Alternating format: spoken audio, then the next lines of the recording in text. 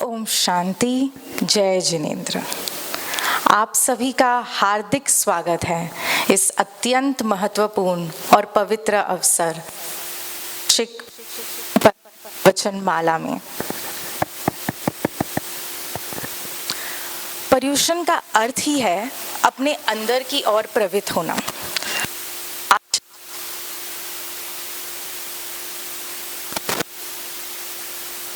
दूसरे त्योहारों से बहुत अलग है क्योंकि यहाँ पर बाहरी उत्सव के बजाय आंतरिक शुद्धिकरण पर ज़्यादा जोर दिया जाता है। और हर साल की तरह हम साथ मिलकर यहाँ पर आते हैं, बैठते हैं, सुनते हैं, मनन करते हैं। और ये हमारी जो परंपरा है वो काफ़ी सालों से चलती आ रही है, पुरानी है, पर इससे जो आनंद और शांति महसूस होती है वे हर साल एक नई विशेषता लाती है। और इस साल भी 8 दिन हमारे बीच अति ज्ञानी और अनुभवी वक्ताएं आएंगी और हमारे मार्गदर्शन करेंगी। तो आइए इस पवित्र उत्सव को साथ मिलकर मनाते हैं। और ये पावन पर्व हम एक पावन आत्मा को याद कर शुरुआत करेंगे। अश्विन भाई मेहता जी, उन्होंने हम शारीरिक रूप छोड़ दिया है 7 जुलाई 2025 को, पर वे हमेशा हमारे दिल में रहेंगे। उनका बहुत बहुत बड़ा योगदान रहा है। ये स्थल उन्होंने जो हमें दिया है, इतना बड़ा उत्सव मनाने को, हमारे आंतरिक शुद्धिकरण के लिए उनका योगदान बहुत बड़ा है। सिर्फ हमारे लिए नहीं, पूरे जैन समाज के लिए उन्होंने बहुत कुछ किया है। हाल ही में उनको गवर्नर से भी जैन समाज रत्न का अवार्ड भी दिया गया था। वे इस साल हमारे बीच नहीं हैं तो हमें ज़रूर कमी महसूस हो रही है। हम सब मिलकर उन्हें 1 मिनट के लिए ज़रूर याद करेंगे। तो आप सबसे निवेदन है कि प्लीज़ खड़े हो जाएं और मौन रखें और 1 मिनट के लिए उनकी तरफ श्रद्धा और आभार प्रदान करेंगे। ओम शांति। हम ये शुभ भावना जारी रखेंगे। कोई भी अवसर में अगर गीत हो तो खास तो हो ही जाता है, परंतु अगर भगवान के गीत हो तो और भी खास हो जाता है। तो मैं साधना बहन जी से निवेदन करूंगी कि वह आगे आए और हमें कुछ सुंदर गीत सुनाएं। जय जिनेंद्र। ओम शांति। अरहंतो भगवंत इंद्र महिता सिद्धाश्व सिद्धि स्थिता आचार्य जिन शासनो नति करा पूज्या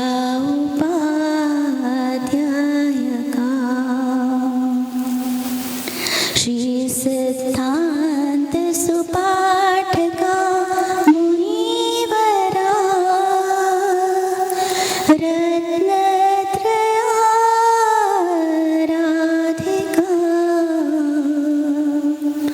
पंचैन्ते कुर्वन्तु भूमो मंगलम्।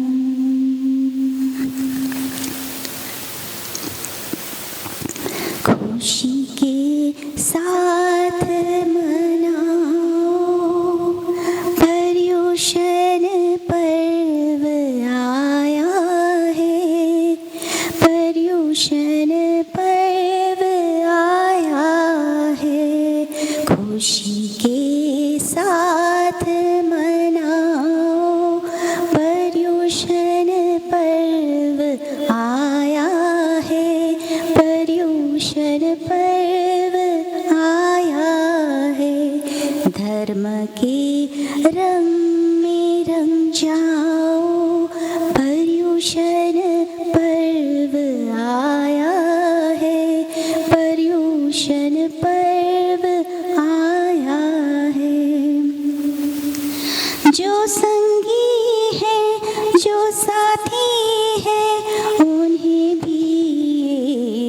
बरसाता है। जो भूले हैं, जो भटके हैं, उन्हें भी राह दिखाता है।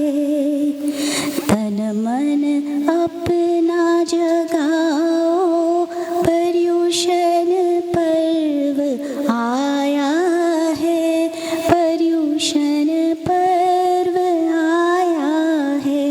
खुशी के साथ मनाओ, पर्युषण पर्व आया है, पर्युषण पर्व आया है।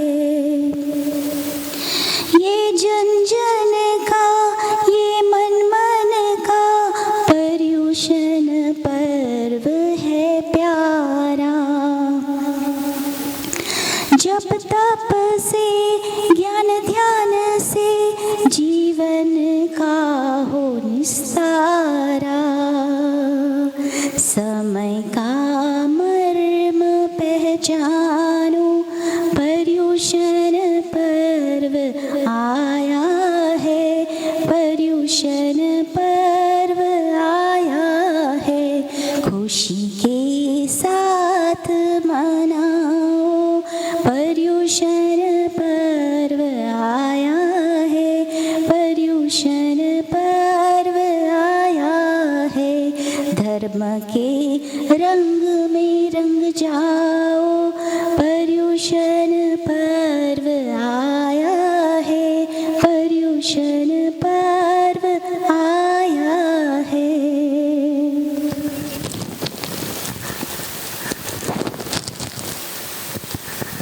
धन्यवाद।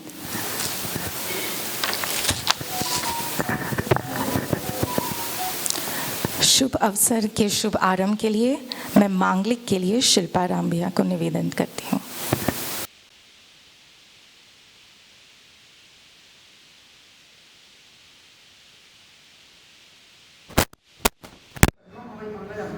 श्री श्री चतारी मंगलम अर्यंता मंगलम सिद्धा मंगलम साहु मंगलम केवली प्रणतो दम मंगलम। चतारी लोकोत्तमा अर्यंता लोकोत्तमा सिद्धा लोकोत्तमा साहु लोकोत्तमा केवली प्रणतो दम लोकोत्तमा। चतारी शरणं प्रवजामि अर्यंता शरणं प्रवजामि सिद्धा शरणं प्रवजामि साहु शरणं प्रवजामि केवली प्रणतम दमम शरणं प्रवजामि।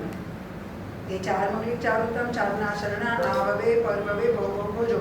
પહેલો મંગલિક કહું છું એ લોકમાં જે ઉત્તમ તે અર્યંત દેવ સમૂહ કોઈ સો શરણા સ્વામી હોય। બીજો મંગલિક મનમાં ધરો લોકમાં જે ઉત્તમ ખરો સિદ્ધ હોવાસો સિદ્ધ અનંત સો શરણા સ્વામી મુજ હૃદય ધરંત। ત્રીજો મંગલિક એમ અવસ્થિતિ લોકમાં જે ઉત્તમ યતિ સાધુ શરણ જે અનુસરે સંસાર સાગર સુલભ તરી। ચોથો મંગલિક એમ અવતાર કેવલી દ્રવ્ય ધર્મ સંભાળ ટાળે રોગ શોક ભય મરણ સાચું શ્રી એક જન્મ જેનું શરણું। એ ચાર મંગલિક ચાર ઉત્તમ ચારના શરણા કરીને જેહ ભવસાગરમાં ન ભૂલે દેહ सकल कर्मनो आणे अंत मोक्षधन शुक्ल अनंत भाव धरीने जे गुण गाय ते प्राणी जीव तरीने मोक्षे जाय। संसार नाही शरणाचार अवर्ण शरणु होय जे नरनारी आदरे तिने अक्षय अविचल होय। अनंत 24 जीव नमो सिद्ध अनंता करोड जे मुनिवर मुक्ते गया तेने बंधु बेकर जोड़ दोड़ी केवळ धर। विहर मांजीवी कर्म कपावा कारणे साधुजी सर्वने नमो निस्गी। अंगूठे अमृत वसे लब्धी कणा भंडार श्री गौतम ने समनिये तो सदा मनवांचित फलदाता। भावे भावना भावीए भावे बीजे दान भावे धर्म आराधनीय भावे केवल ज्ञान। ओम जय जन देवगुरु धर्म कृपाळु तमारा शरणा आववे परभवे भोगवजो। ओम शांति। आज पहले दिन का विषय है उत्तम पुण्य की पहचान और हमारी वक्ता है ब्रह्मा कुमारी राजयोगिनी कमलेश दीदी जी। मैं कमलेश दीदी से निवेदन करती हूँ कि वे मंच पे अपना स्थान लें। बाल्यकाल से ही आपकी भक्ति और आध्यात्मिक ज्ञान में रुचि रही है। आप 58 वर्षों से इस आध्यात्मिक ज्ञान का अध्ययन कर रही हैं। आप ब्रह्मा कुमारी के शिपिंग एविएशन टूरिज्म विंग की नेशनल कोऑर्डिनेटर हैं और युवा प्रभाग की कोर कमेटी मेंबर हैं। आप परीक्षण देने हेतु ब्रह्मा कुमारीज अकेडमी की एक परीक्षण शिक्षिका भी हैं। सांता क्रूज पूर्व में स्थित ब्रह्मा कुमारी शाखा की अब संचालिका हैं। आपने कई महत्वपूर्ण टॉपिक्स जैसे तनाव प्रबंधन, सकारात्मक चिंतन, माइंड मैनेजमेंट, रिलेशनशिप मैनेजमेंट आदि पर देश विदेश में सेमिनार्स दिए हैं। कई देश विदेश में सम्मेलन कार्यशालाओं में भी सम्मिलित हुए हैं और ब्रह्मा कुमारीज इंस्टीट्यूट की ओर से आपने रेडियो व टीवी में भी इंटरव्यूज दिए हैं। तो हमारा बहुत बहुत सौभाग्य है कि पहले दिन पर ही हमारे बीच इतनी अत्यंत ज्ञानी और अनुभवी वक्ता पधारी हैं। दीदी जी के सम्मान के लिए मैं कुंजी बहन भंसाली और वलेरी बहन अमरसंस को आमंत्रित करती हूँ।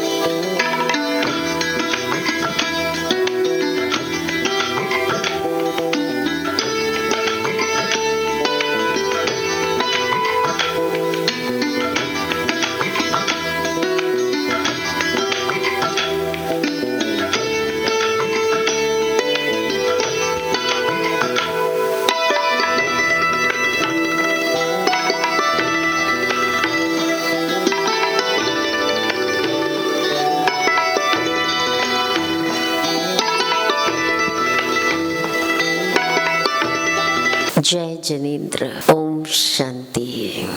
कितनी अच्छी बात है कि सर्व पर्वों में श्रेष्ठ कहलाया जाने वाला पर्व, पर्वाधिराज महापर्व पर्युषण का आज पहला दिवस है और हम सबको कितना अच्छा लग रहा है। बहुत ही स्वाभाविक रूप से इस पर्व को मनाए जाने वाले व्यक्ति का ध्यान अपनी आत्मिक उन्नति की ओर चला जाता है। आमतौर से जो जैन धर्म के अनुयायी हैं वो इसको बहुत ही निष्ठा, श्रद्धा भावना, दिल की लगन से स्नेहपूर्वक मनाते आए और विशेष इन दिनों में आत्मसाध और आत्मशुद्धि का ध्यान रखते हैं और इसीलिए पर्युषण कहा ही जाता है स्नेह का सर्जन और वैर का विसर्जन, पुण्य का पोषण और पाप का शोषण। तो आज पहला दिवस है, तो मैं सर्वप्रथम आप सभी को इस पर्युषण पर्व की बहुत बहुत दिल से बधाई देती हूँ और ये शुभकामनाएं करती हूँ कि आप अपने ध्येय में ये जो आत्मशुद्धि, आत्म उन्नति का जो आपका ध्येय है उसमें आप सफलता प्राप्त करें। आज का जो विषय है, क्योंकि जब पर्युषण होता है तो नेचुरली प्रवचन माला रखी जाती है, हम प्रवचन सुनना पसंद करते हैं, तो बहुत से विषय पर्युषण से संबंधित हैं और आज का जो विषय है वो है उत्तम पुण्य की पहचान। देखिए, जो पुण्य क्या है, हम कहते हैं सत्कर्म, श्रेष्ठ कर्म, अच्छे कर्म, उसी को तो पुण्य कहते हैं। और हम मानते हैं कि पुण्य एक ऐसा खजाना है और जिसके पास ये पूंजी होती है उसका जीवन बहुत सुखी हो जाता है। पुण्य हमारे सच्चे मित्र हैं। जब कोई साथ नहीं देता, सब साथ छोड़ देते हैं, तो पुण्य ही सच्चे मित्र बनकर हमारे सामने आते हैं। देखिए, आपने बहुत बार ये सुना होगा कि अचानक कुछ दुर्घटना घटी, लेकिन एक व्यक्ति या कुछ व्यक्ति उसमें से निकल आए, कहते हैं इनके पुण्य आगे आ गए, ऐसा कहते हैं ना हम। Thank you.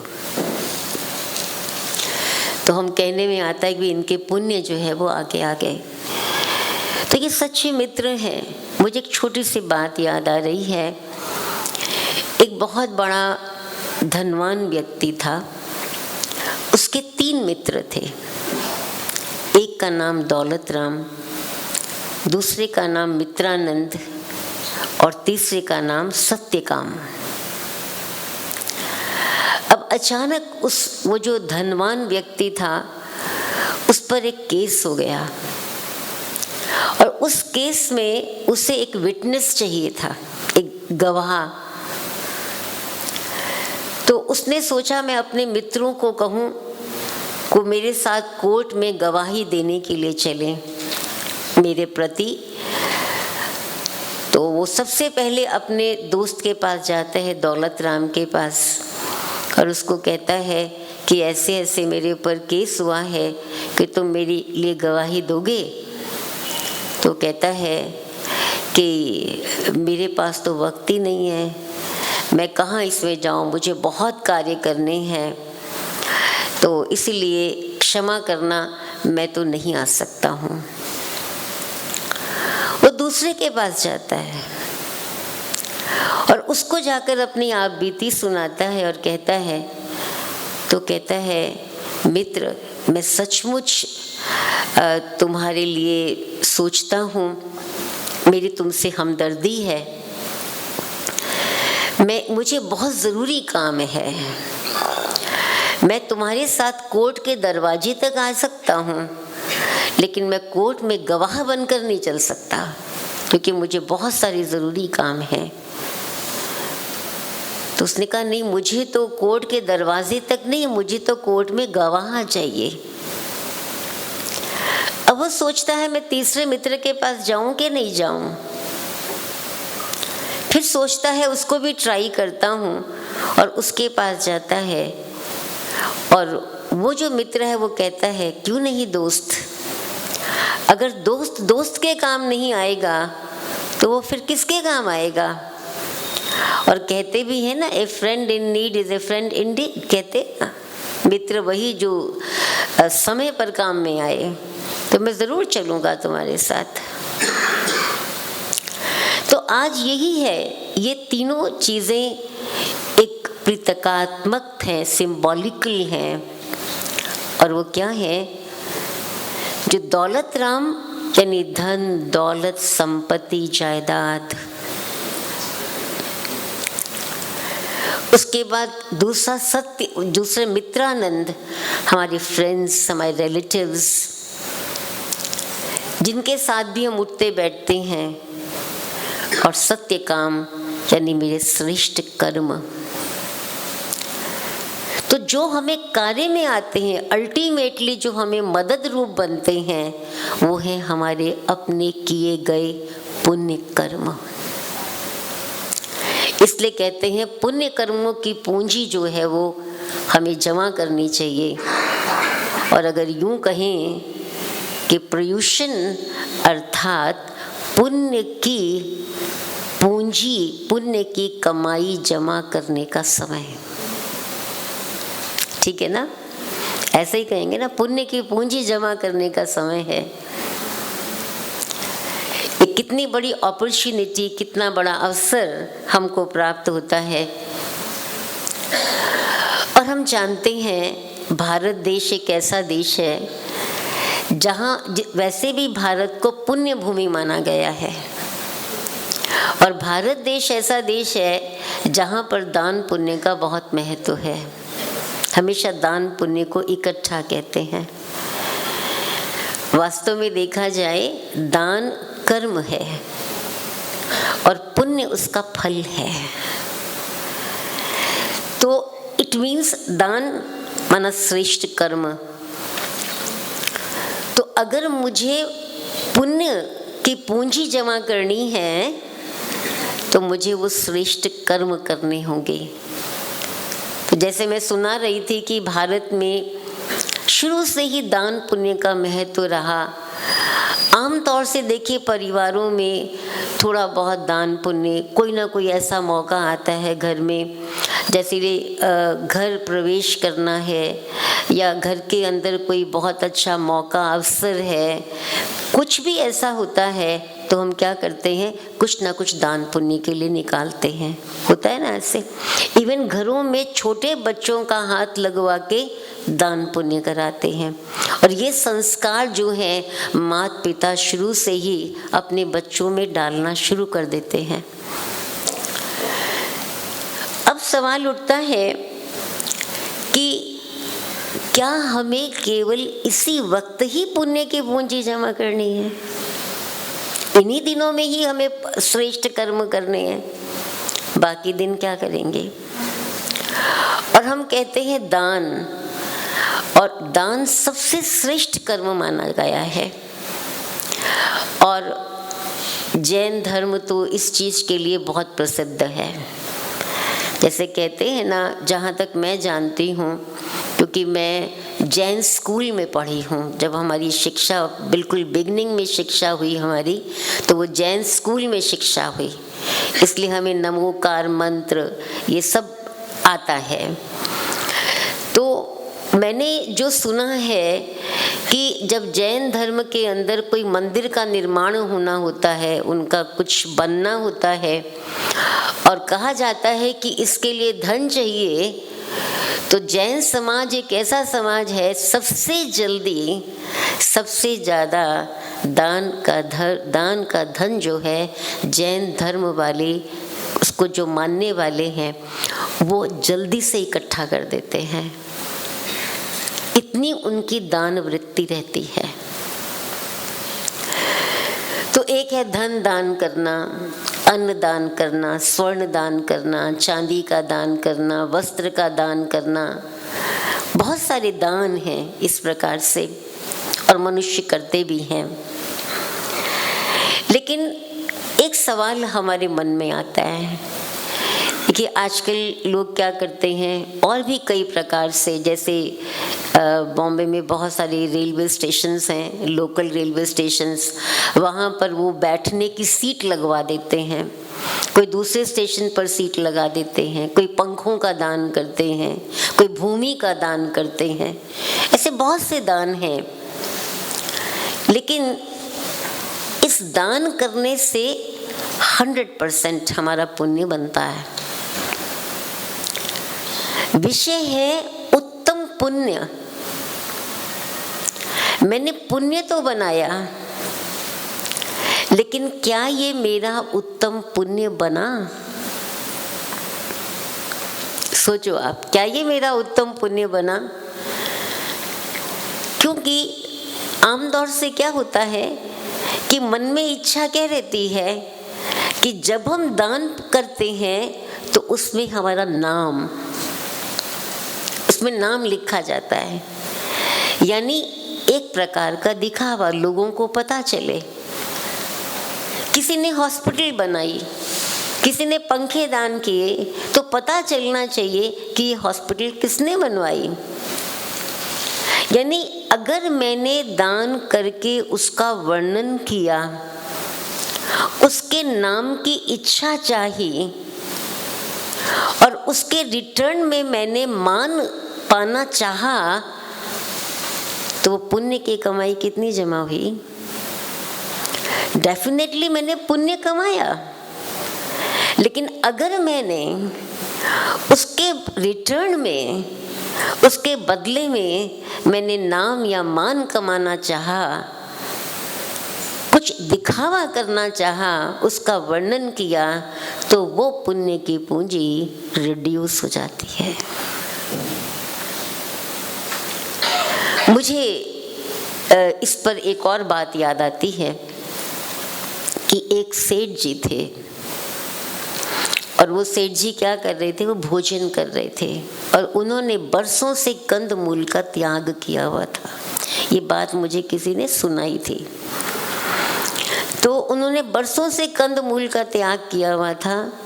तो क्या हुआ, वो अपने मित्र के साथ एक दिन भोजन कर रहे थे और भोजन करते करते जो उनकी दाल में आलू का टुकड़ा निकल आया एक। अब कंदमूल में तो आलू नहीं होता है, दाल में तो आलू वैसे भी डालते नहीं हैं आमतौर से। तो जैसे ही वो आलू का टुकड़ा उनकी दाल में उनको दिखाई दिया तो वो एकदम गुस्सा हो गए, बहुत गुस्सा हो गए और बोलने लगे।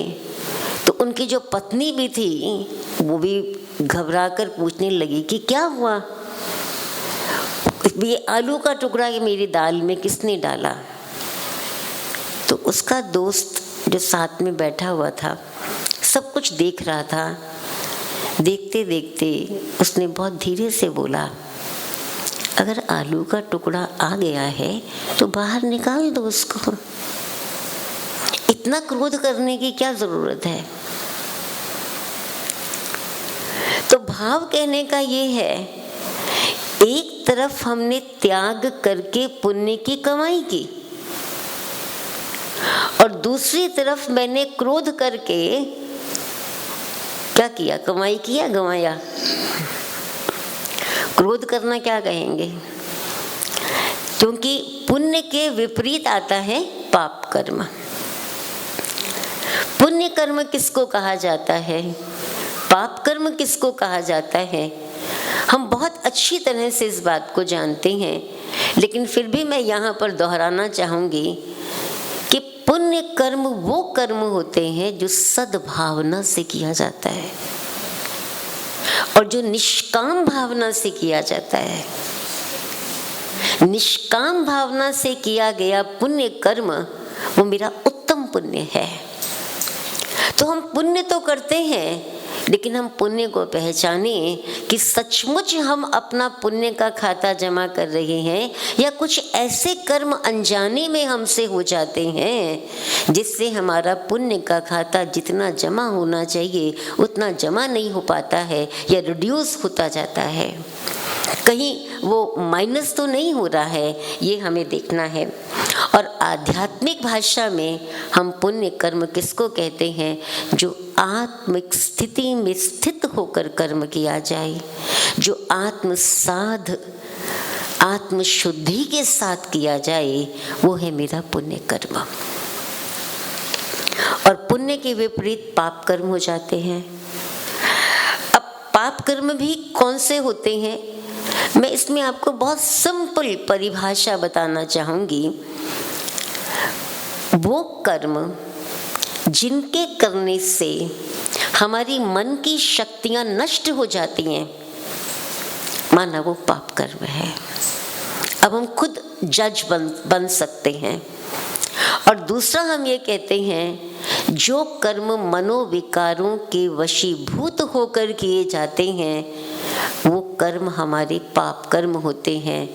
जैसे क्रोध आया, लालच आया, लोभ आ गया, है ना, ऐसे बहुत सारे हैं। अब होता क्या है कि आमतौर से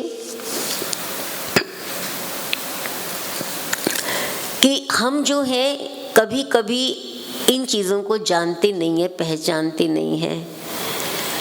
मान लीजिए हम किसी की खुशी को छीन लेते हैं, हम किसी की शांति को भंग कर देते हैं कुछ ऐसे कर्म करके। तो आप सोचिए मेरा कौन सा खाता जमा है। एक तरफ हम बहुत अच्छा काम करते हैं और दूसरी तरफ हमारे ही पड़ोसी हैं, उनको हम जो क्या करते हैं, उनको हम उनकी हम शांति कोई ना कोई ऐसी बात करके, जैसे कईयों की आदत होती है ना, जैसे मुंबई में फ्लैट सिस्टम है, एक ही लेवल पर, एक ही फ्लोर पर 2-3 फ्लैट्स होते हैं। कईयों की आदत होती है दूसरों के फ्लैट्स के आगे कुछ चीज़ें रख देना, उनको कितनी भी बार मना किया जाए लेकिन फिर भी रखते रहते हैं, ऐसा होता है ना। तो क्या होता है, हम परेशान होते हैं।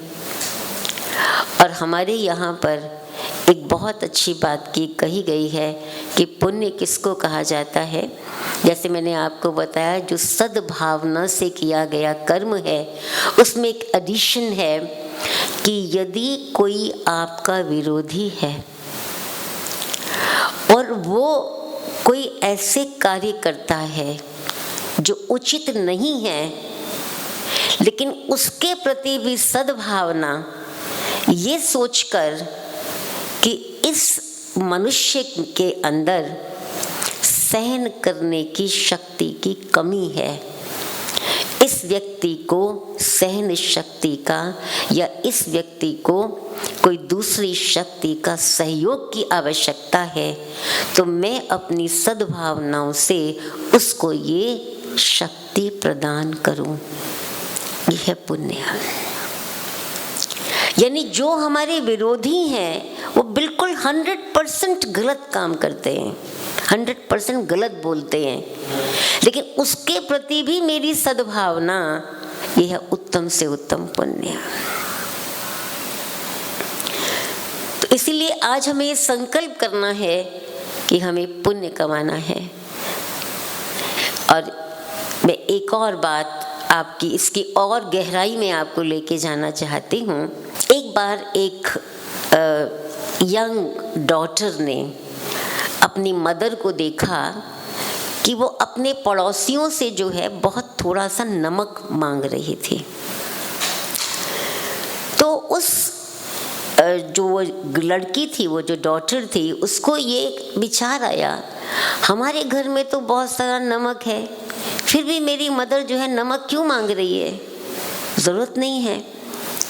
तो उसने अपनी माँ को पूछा कि माँ, आप उनसे नमक क्यों मांग रही हो?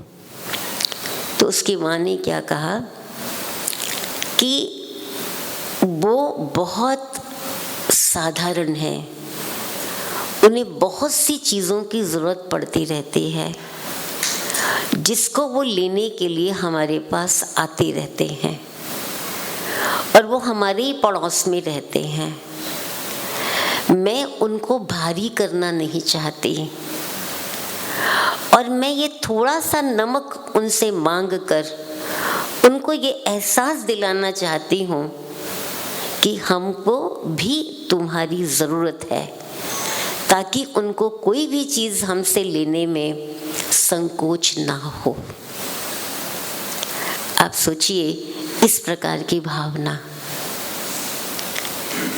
किसी को जैसे हम नीचा दिखा देते हैं, लेकिन हम किसी को नीचा ना दिखाएं, हम उसको उसकी परिस्थिति का एहसास ना कराएं। अगर किसी की ऐसी निम्न परिस्थिति है, उसका एहसास ना कराएं, ये भी बहुत बड़ा पुण्य है। तो ऐसी सोच रखना, पुण्य केवल कर्म करने से नहीं बनते हैं, लेकिन संकल्पों द्वारा भी पुण्य बनते हैं, बोल द्वारा भी पुण्य बनते हैं, और कर्मों द्वारा भी, व्यवहार द्वारा भी पुण्य बनते हैं। तो हमारी सोच कैसी होनी चाहिए? हमारी सोच बहुत ऊंची होनी चाहिए। हम किसी को सम्मान दें, किसी ज़रूरतमंद को सहयोग दें, उनकी ज़रूरतें पूरी करना, उससे हमें कितनी ब्लेसिंग्स मिलती हैं, आप सोचिए। तो वो जो दुआएं मिलती हैं वो भी बहुत बड़ा खजाना है। और केवल धन दान देना, कई लोग ये समझते हैं कि धन ही सब कुछ है, लेकिन मैं कहना चाहती हूँ विचारों का धन सबसे बड़ा धन है, दुआओं का धन सबसे बड़ा खजाना है। ये बहुत बड़ा खजाना है दुआओं का धन। तो इसीलिए हमारी सोच कैसी होनी चाहिए? हमारी सोच भी बहुत अच्छी होनी चाहिए। दूसरी बात, दान पुण्य तो हम करते ही हैं, लेकिन यहाँ एक बात मैं और याद दिलाना चाहूँगी। जब भी हम करते हैं, किसी को भी हम मदद करते हैं, सहयोग करते हैं, किसी भी प्रकार का, कहीं भी हम दान करते हैं, किसी व्यक्ति को देते हैं, किसी संस्था को करते हैं, एक बात याद रखना कि जो कुछ भी करते हैं वो हम अपने लिए करते हैं। क्यों? Law of attraction. Law of attraction हमेशा कार्य करता आया है, और वो लॉ ऑफ अट्रैक्शन क्या है कि आप जो दोगे वो डबल होके आपके पास वापस आएगा। अभी आपको देखना है कि आपको क्या देना है। तो जो कुछ भी हम दे रहे हैं, ऐसा नहीं सोचे हमने किसी को हेल्प किया तो मेरा नाम हो जाए, हम अपना पुण्य रिड्यूस कर लेंगे। लेकिन जो भी हम करते हैं वो कैसे, किसके लिए करते हैं? वो हम अपने लिए ही करते हैं। ये उत्तम पुण्य है हमारे। नहीं तो मैं समझती हूँ आप सभी इन बातों से सहमत होंगे कि जब भी हम कोई नेक कार्य करते हैं तो हमें बुद्धि में आता है भी इनको पता लगे, लेकिन हम क्या सुनते आए थे बचपन से ही, नेकी कर दरिया में डाल। हमको याद है हमने सुना था छोटेपन में कि अगर हमने दान किया तो हम, क्योंकि दान सीधे हाथ से करते हैं, अगर हमने दान किया तो उल्टे हाथ को भी नहीं पता लगना चाहिए कि दान किया। गुप्त दान का इतना महत्व है, क्योंकि इससे हमारा बहुत बड़ा पुण्य जमा होता है। किसी के प्रति बुरी दृष्टि रखना, किसी की खुशी छीन लेना, किसी की शांति नष्ट कर देना, किसी का दिल दुखाना, ये ठीक नहीं है। चाहे वो हमारे लिए कितना भी खराब क्यों ना करें, वो उनके अपने कर्मों का खाता है और हम अपने कर्मों का खाता। हमारा हिसाब किताब अपना अपना अलग अलग है। तो इसीलिए हमें अपने जीवन का एक लक्ष्य बना लेना चाहिए, और वो लक्ष्य क्या है? वो लक्ष्य है सर्वे भवन्तु सुखिना सर्वे सन्तु निरामया। हमसे अगर हम किसी को सुख नहीं दे सकते हैं, इतनी क्षमता नहीं है, कोई बात नहीं, लेकिन हम किसी को दुख ना दें। इसीलिए मैं ये कहूँगी कि सबसे बड़ा पुण्य है ज्ञान का दान देना। ज्ञान जिसको कहते समझ, शक्ति, मार्गदर्शना, कहते हैं knowledge is light, knowledge is might, knowledge is understanding. तो सबसे बड़ा जो पुण्य कमाना है वो किसी को ज्ञान दान देना है। ये सबसे बड़ा है कि जब हम किसी को राह दिखाते हैं, सत्य मार्ग दिखाते हैं, किसी के गाइड बन जाते हैं, किसी को गलत राह पर चलने से हम रोक देते हैं, उसको हम शक्ति प्रदान करते हैं ज्ञान के द्वारा। इसीलिए आज मैं 3 शब्द आपको अपने जीवन में अपनाने के लिए कहूँगी, और वो 3 शब्द कौन से हैं? वो है मुस्कुराना, शुक्राना और किसी का दिल न दुखाना। ये 3 शब्द। मुस्कुराना, देखिए मुस्कुराना कौन सा मुस्कुराना? नेचुरल। जब अंदर हृदय गदगद होता है ना, जब मनुष्य अच्छे कार्य करता है ना, जब मनुष्य किसी को मदद करता है ना, तो ऑटोमेटिकली उसका चेहरा हर्षित रहता है। आप याद करो, शायद आपने कभी किसी बूढ़े व्यक्ति को सड़क क्रॉस करा दी होगी कभी बचपन में, या कोई अच्छा सा काम कर दिया होगा, तो उस समय आपको कितनी खुशी होती है। बचपन की बात याद करो, कभी आपने किसी की मदद की हो तो कितनी खुशी हुई होगी आपको। तो वो मुस्कुराना क्या है कि हम मुस्कुराएं, कोई भी व्यक्ति है, क्योंकि हमारी मुस्कुराहट कभी कभी दूसरे की प्रॉब्लम को हल कर देती है। ये पुण्य कर्म ऐसे होते हैं, और पुण्य का खजाना ऐसा खजाना होता है जो बड़ी से बड़ी बात भी खेल बन जाती है। तो हम मुस्कुरा सकते हैं, मुस्कुरा सकते हैं। जरा अभी मुस्कुरा दो, अभी मुस्कुराओ, देखो क्या होता है। मुस्कुराने से अंदर पॉजिटिव एनर्जी पैदा होती है और पॉजिटिविटी में अपनी एक ताकत है, अपना एक बल है।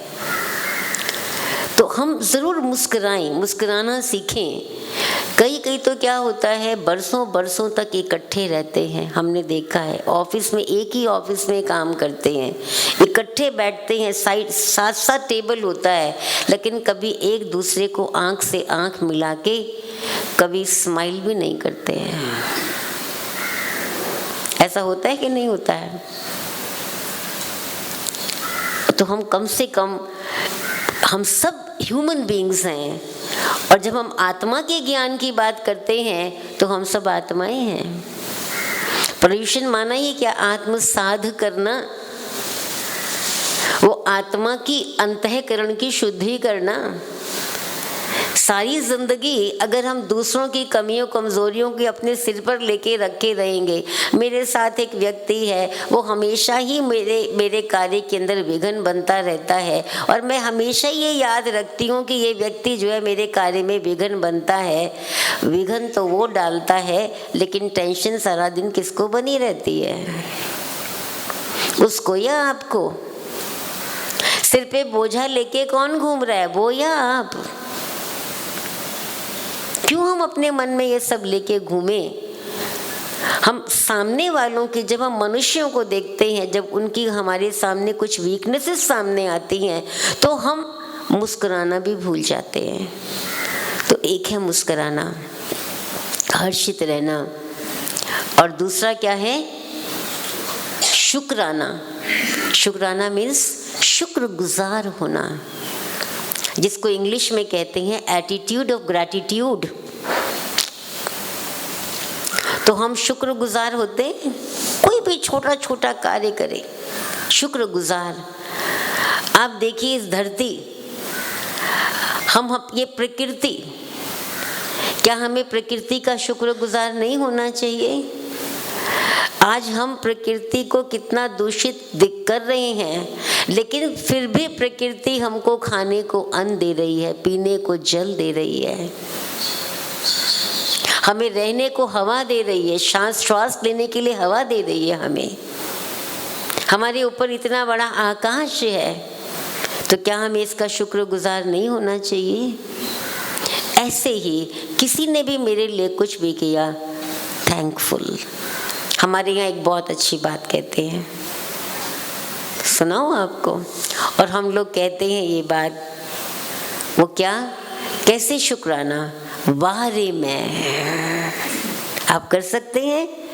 हाँ, कर सकते हैं? खड़े हो जाओ एक बारी को, वाह रे मैं। क्या बैठे बैठे करो, वाह रे मैं, वाह मेरा भाग्य, वाह मेरे पड़ोसी, वाह मेरे मित्र, वाह मेरा भाग्य, सब में बाबा। इवन वाह परिस्थिति, कोई मेरे पास परिस्थिति आई, वो भी मुझे कुछ सिखाने के लिए आई है, इसलिए वाह परिस्थिति वाह। ये है शुक्राना। कर सकते हैं? कर सकते हैं या डिफिकल्ट है? डिफिकल्ट है या कर सकते हैं? सोच रहे हैं, कर सकते हैं, कर सकते हैं। आप करके देखिएगा, आप वैसे नहीं तो वैसे ही करके देखिएगा, देखो आपको कैसी फीलिंग्स आती हैं। और तीसरी बात वो है किसी का दिल ना दुखाना। हमने कहा आपको जैसे पहले ही कि कुछ भी हो जाए, क्या भी हो जाए, हमने किसी को सुख दिया या नहीं दिया, दे सकते हैं या नहीं दे सकते हैं, लेकिन एक बात गांठ बांध लो। वो कौन सी? मुझे एटलीस्ट किसी को दुख नहीं देना है। क्षमापना आएगा ना अभी, तो क्या करेंगे? मैंने मन वचन कर्म से किसी को भी दुख दिया हो तो मैं आज उससे माफ़ी मांगता हूँ। तो जीवन भर के लिए याद रख लें कि मुझे मन वचन कर्म से किसी को भी दुख नहीं देना है। और जो ज्ञान दान की बात मैं कर रही थी, और 5 मैं गुण आपको बताती हूँ जो हमें जीवन में चाहिए डे टू डे लाइफ में, even in this 21st century. इस 21वीं सदी में भी हमें 5 गुणों की बहुत आवश्यकता है, जिससे हम अपनी पुण्य की पूंजी जमा कर सकते हैं, पुण्यों की कमाई हम बना सकते हैं। और वो 5 गुण हैं। एक है धैर्यता, और धैर्यता के अंदर सहनशीलता आ ही जाता है। दूसरा है मधुरता, तीसरा है नम्रता, चौथा है सत्यता, और 5वां है पवित्रता या सात्विकता। ये 5 गुण। धैर्यता, आज आप देखिए धैर्यता में सहनशीलता, आज कितनी टॉलरेंस कम है लोगों में। धैर्यता, मुझे याद है एक बच्चा बहुत उतावला था, इम्पेशेंट हो जाता था कोई भी बात में। उसकी माँ ने उसको कहा थोड़ा तुम भगवान का ध्यान धर तो तेरे अंदर थोड़ी धैर्यता आएगी।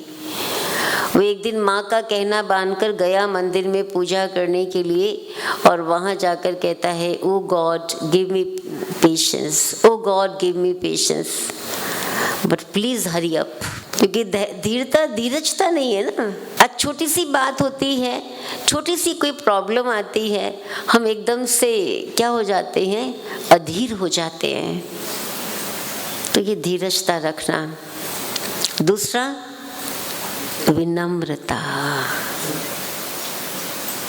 ये बहुत बड़ा गुण है। विनम्रता वीरों का आभूषण है। आध्यात्मिकता जीवन में है, और आध्यात्मिकता की पहली पहचान है विनम्रता। जब पेड़ पर फल आ जाते हैं तो पेड़ क्या हो जाता है, झुक जाता है। इसीलिए किसी कवि ने कहा है ना, बड़ा हुआ तो क्या हुआ जैसे पेड़ खजूर, पंथी को छाया नहीं फल लागे अति दूर। खजूर का पेड़ छाया भी नहीं देता है, और फल भी उसका कितनी दूर होता है। तो ऐसा बड़ा होने का क्या फायदा जो हमारे में विनम्रता नहीं आई। ऐसा आध्यात्मिक बनने का क्या फायदा जो हमारे में नम्रता नहीं है। और तीसरा है मधुरता। देखिए मधुर बोल तो सबको ही अच्छे लगते हैं, कड़वे बोल तो कोई पसंद नहीं करता है। इसलिए वचन भी हमारे बड़े मधुर होने चाहिए। इसलिए किसी ने कहा है कि हमें कैसा बनना है, कैंची और सुई एक ही धातु की बनती हैं, वचन भी एक ही मुख से निकलते हैं। हमारे बोल जो है वचन कैंची के समान है या सुई धागे के समान है। सुई धागा जोड़ने का काम करता है और कैंची काटकर अलग करने का काम करती है। और फिर है सत्यता। सत्यता आप जानते हैं, वैसे ही सत्य अहिंसा, इसमें कितना बल है। और पांचवा है पवित्रता। ये पांचों ही, क्योंकि हमारे थॉट्स में भी प्योरिटी होना, सात्विकता होना, शुद्धता होना बहुत जरूरी है।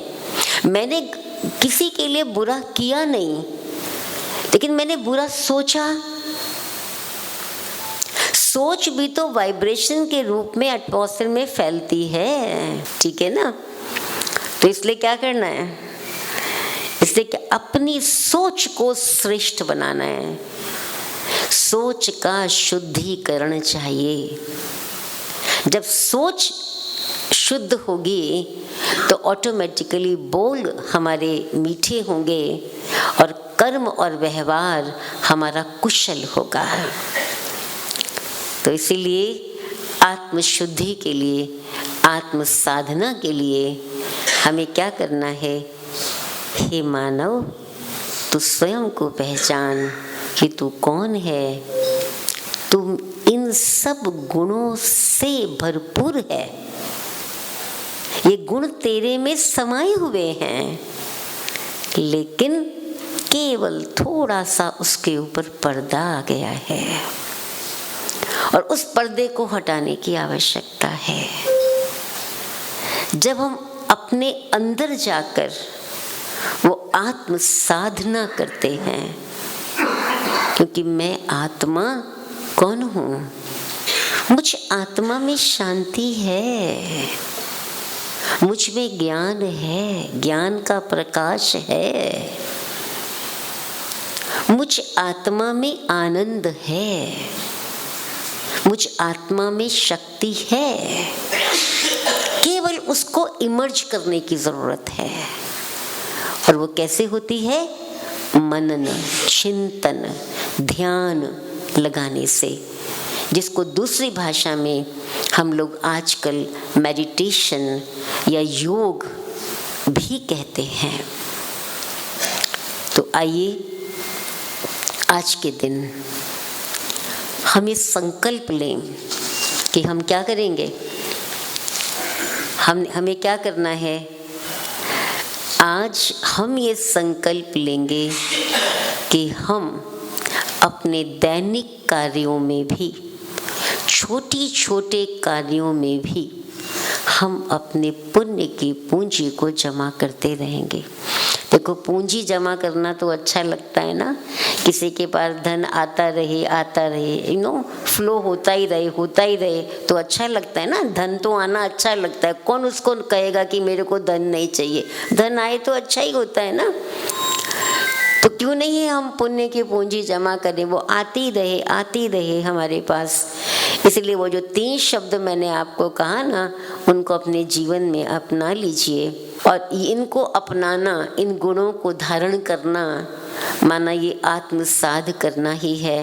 और इससे ऑटोमेटिकली हमारा मन जो है अपने आंतरिक जगत की ओर जाता है, उसकी तरफ ध्यान लगाता है।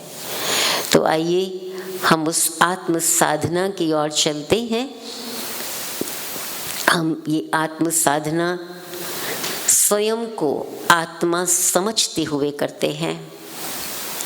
तो मैं आप सबको कहूँगी, जो भी आपने हाथ में कुछ पकड़ा हुआ है, आप अपने बाजू में रख दीजिए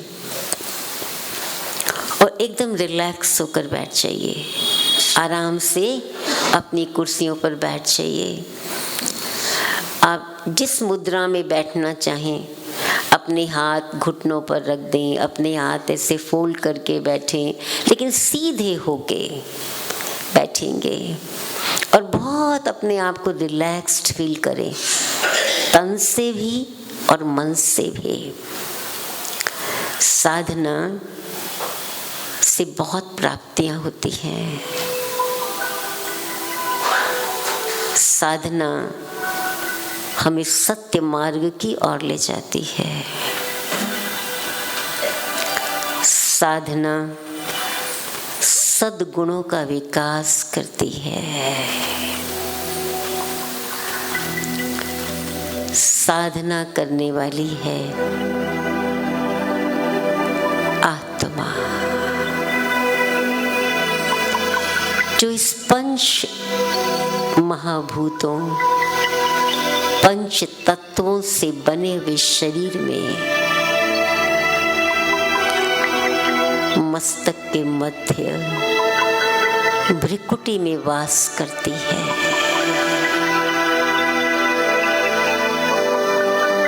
ये नैन उसकी खिड़कियां हैं,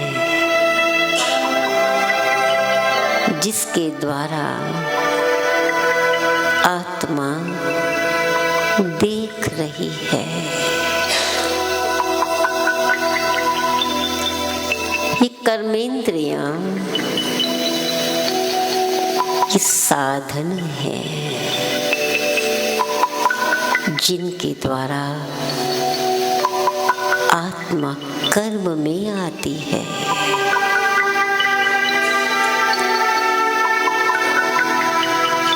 आत्मा मालिक है इन कर्मेंद्रियों की।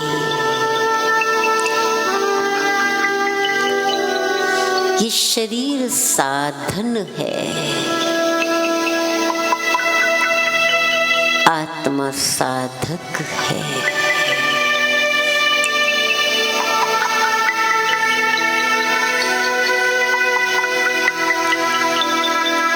स्वयं के विचारों को कुछ समय के लिए इस पंचभूतों से बनी हुई देह से न्यारा करते हुए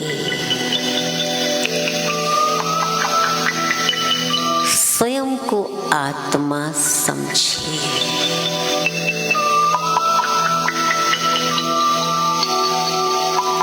अति सूक्ष्म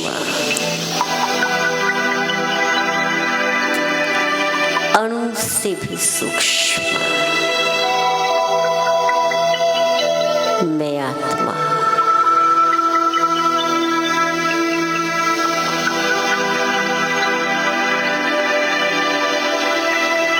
जिसने संकल्प लिया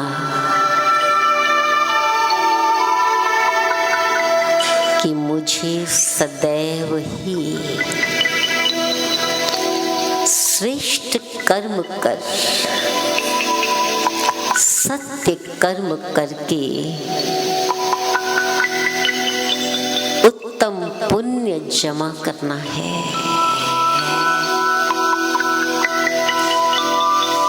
पुण्य का खजाना जमा करना है।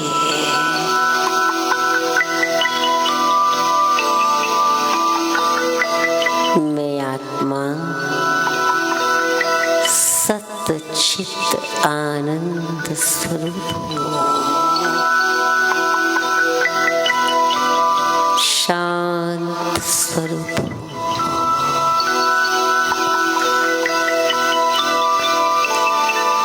शांति मेरा गुण है, शांति मेरा शक्ति है।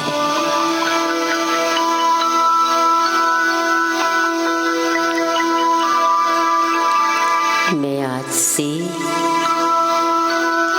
इस शांति को अपनाकर हर कर्म करती रहूंगी और अपने पुण्य के खजाने को बढ़ाती रहूंगी।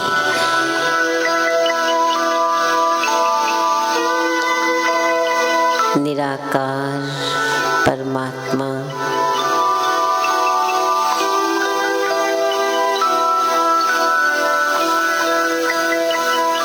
आपका मुझे बल मिलता रहेगा।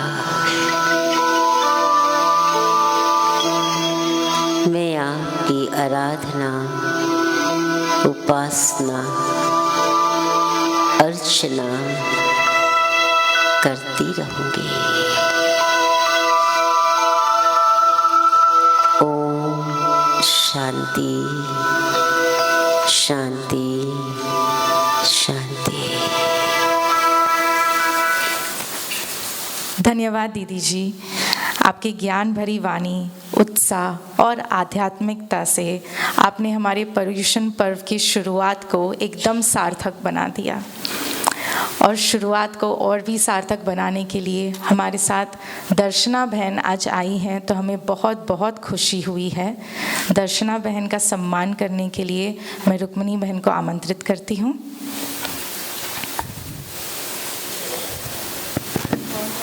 बनाना है, सबको सुखी बनाना है, सबको सुखी बनाना है, सबको सुखी बनाना है,